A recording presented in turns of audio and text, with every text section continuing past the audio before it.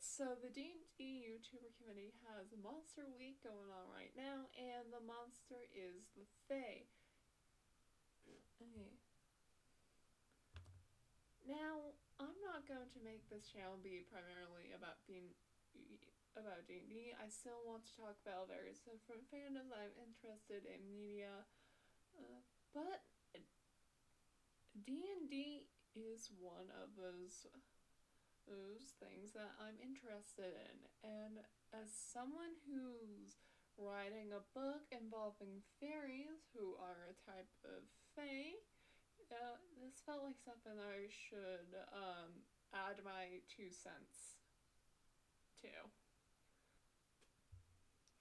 Which, if you want to see me make a few fairies in The Sims 4 that are from that story that I mentioned, feel free to check out this video on my gaming channel, Mary Studios.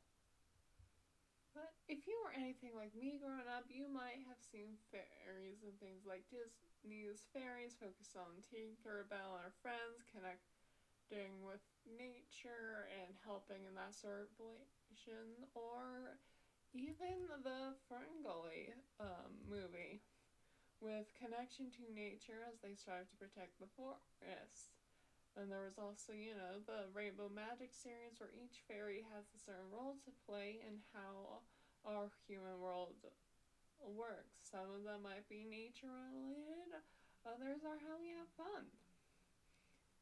Then there was the Weeks Club, and maybe a little bit of Witch, though whether or not those fairies are just able to fly through magic, I feel like it's kind of up in the air. But those girls did have magical powers with a set task, kind of like sorcerers, and while they do have nature-specific powers, they felt more akin to supernatural powers than nature spirits. Whereas that I thought of as for fairies as a kid. But I was still fine with this because it felt like those people would still protect our world in some way. So imagine my shock that when I started playing D&D, that I found out that the Fae aren't really these like nature spirits that I thought them to be, with the exception of dryads and naiads. They're pranksters and tricksters, which is completely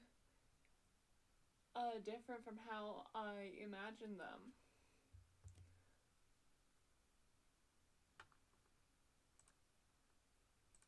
Now, I know folklore regarding the Fae does have that nature bit to them, but it still feels so like alien to me, and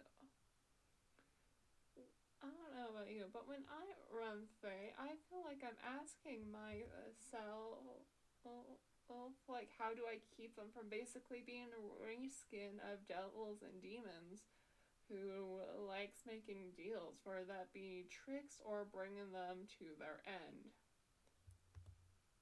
And if you if you enjoy how the Feywild works in the written lore for D&D, and these tricksters where you have to be careful about what you tell them. For one thing, they just end up you making a deal. Well, then you keep doing this. I'm not gonna stop you. But there are some things that I'm just not a huge fan of in the lore, so I'm going to be talking about some ideas that I have thought about and changed for them in my games and how I run them. Now, in my world Mytheria, there are a bunch of different mythologies that at play. I've kept the tricksters and troublemakers that the Fae tend to have. I felt like a universe involving and focusing on many different mythologies and choosing to ignore the Fae mythology of their trickster nature character and those who go about kidnapping children would be, against the idea of what I've set out to done in this world building. It's why changelings in this universe are the result of a fae swapping a baby after they were born with another fae child. And I'd like to think that I've done a good job with role-playing my fae to have that, chaotic vibes before. At least it seems to be easier to have, NPCs be more chaotic for me than playing a PC that's chaotic. Which might just have something to do with my mindset of if I have an NPC who's chaotic around my players, that's just a challenge or an obstacle for my players to overcome. But if I'm playing a chaotic character, I feel like I'm creating more problems for the DM and my fellow players by choosing to be more chaotic. Even my character from the Feywild isn't really chaotic. She's not above breaking rules in the material realm, but she's not really a prankster. Now, I do have a background reason for this, but again, this is just a way for me to justify why she is behaving in typical Fae fashion. But one of the lore of the Fae is regarding wanting people's true names, which is something I've never been a huge fan of. Because most of the time it's your character's real name, so as a result, you either have to use a nickname, make up a fake name, or use part of your name.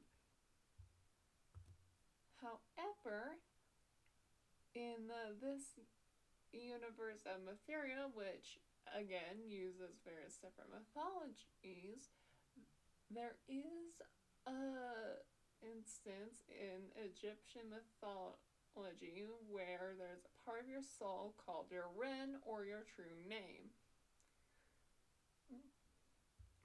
If you read the King Chronicles or the Inheritance Cycle series, then you might know where this is going. But for those of you that don't know, a Ren, or a true name, isn't the name that was given to you when you were born. It's a name that describes who you are as a person or being. All living creatures have ones. Gods and fiends or demons know theirs right away, and in this world, I've made it that Fae find it easier to learn theirs as compared to beings like mortals. So when my Fae want a character's true name, they want the player's Ren, not the fact that they're like Ashlyn Kane, a half drow or something like that. And knowing this true name gives someone complete control and power of you. Now, as far as I'm aware, in Egyptian mythology, your true name can't change. But if you want to go the inheritance cycle route, where your true name can change over time, you absolutely can. And it would be I think this could be a really cool character arc that this Fae being has a character's true name, and they're trying to change what it is or regain it back. So you could maybe have that Fae make some sort of deal to give up the true name back to the players where they don't have that power. And it's not just Fae that can use the true name thing Or honestly, your players could use this to their advantage as well. Maybe their summons spells to like summon Fae, Demon, or even Celestial is the is them knowing the true name is the reason why they can do this. Could be a fun, interesting little flavor thing. Now, while I do like this use idea for true names, and even the idea of this being a way to summon spells is cool, but like I mentioned at the start of the video, I figured the Fae more nature themed. And I do know that there are courts connected to the different seasons, but there are definitely some Fae stat blocks that lean more towards that trickster or prankster side as well. So what I've been thinking about, well, to maybe like appease the two views is that one of the Fae courts is more trickstery, and that the other is more naturey. Since the Unseelie and the Seelie are the most popular, we can make the Unseelie keep the trickster nature. And from what it looks like from my research, those beings are quite common in that court anyway. And then we could have the Seelie be the nature people. Maybe they even contribute to the seasonings happening on the material world, so if something goes wrong in that court, that might mean that people in the material world might struggle with trying to get crops to grow or food to harvest. Now, having the Seelie and Unseelie have one side representing the trickster nature of the Fae, while the other represents the more nature side, is a simplistic and easy way to do that. And if you want to go, and if you want to keep it simplistic that way, that's fine. I don't blame you. However, I enjoy making things harder for me to work with. For this world that I'm about to mention, I've spent homebrewing gods for this world that I want to visit after all the story. After all the stories of Etheria are done, and if you've never done that before, homebrewing gods is really hard, because not only do you have to decide what that god is the god of, but also some of their backstory and history as well. Now, the world that I'm creating, that I'm calling it Yezdel, is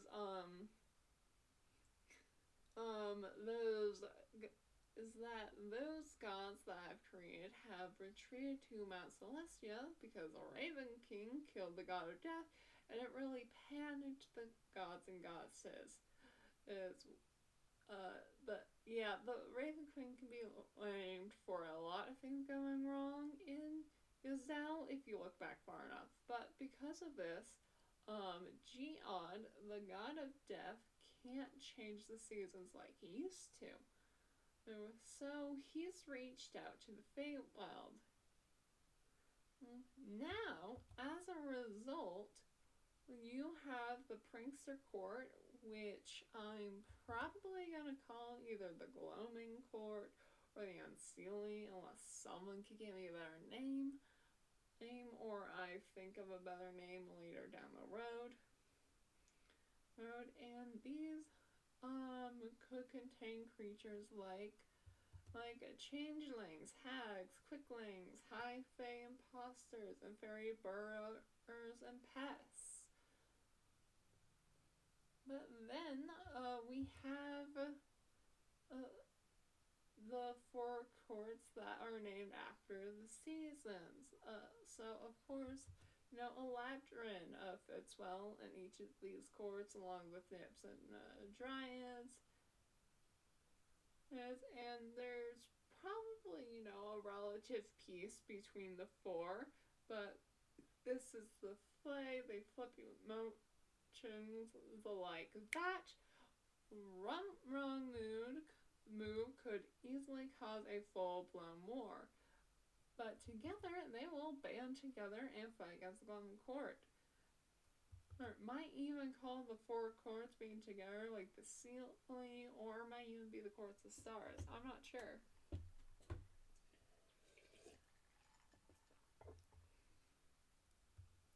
This is something that this is a world that I'm still working on quite a lot of for what I'm having to home brew and come up with. So I have lots of different ways I could go, but I'm excited to see where it reaches, and I think me making the Fae Wild have more of be more focused on nature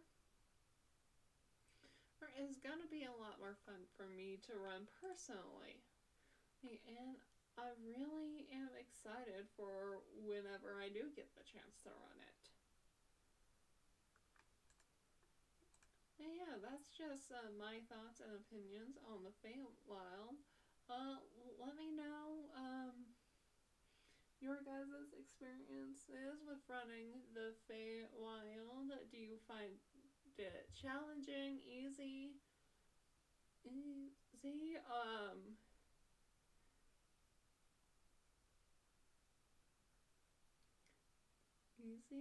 to run, or is it challenging? Can you even tell me if you prefer more of the nature aspect or the trickster aspect, or do you like both? Oh, but yeah, thank you so much for watching. You like, I do apologize for not being more active on this channel on YouTube. I know every single time I say, oh, I'm trying to be more active, I'm hoping once I'm out of school maybe I can be more active, because there are a bunch of things that happened recently and other videos I want to get out, especially since I've made a bunch of different script videos too that I just need to record and get to. So we'll see. Maybe I can at least try to get a video out like every 2 weeks instead of trying to get one out 1 week for now. But yeah, until next time, bye.